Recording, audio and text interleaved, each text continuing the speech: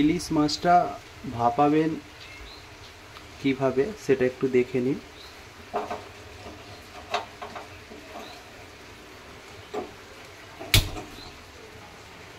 গ্যাসটা জেলে দিলাম আর কড়াইতে একটু জল দিয়েছি।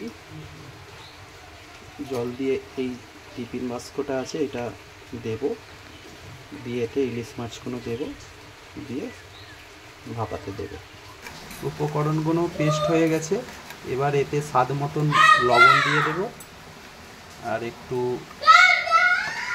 হলুদ গুঁড়ো দিয়ে দেব আর একটু কাঁচা সর্ষের তেল দিয়ে দেব।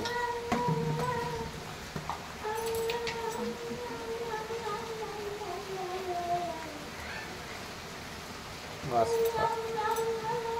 একটু কাঁচা সর্ষের তেল দিয়ে ভালো করে মিশ্রণ করে নেব।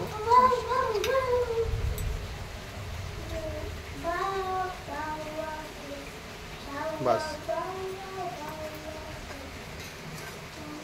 এবার এর মধ্যে মাছগুলোকে দিয়ে মাছগুলো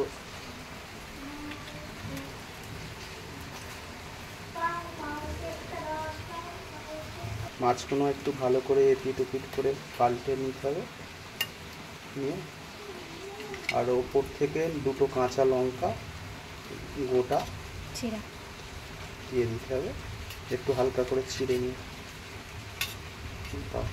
দিয়ে দাও কাঁচা লঙ্কাগুলো।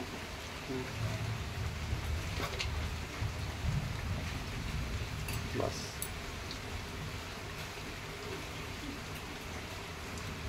বাস এবার এটা গরম জলে কড়াই করে গরম জল চাপাটা ভালো করে দিয়ে দাও।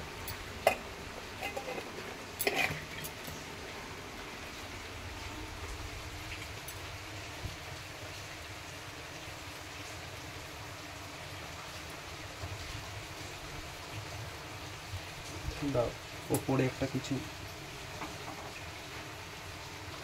ওয়েট দিয়ে দিতে হবে যাতে উল্টে না যায়।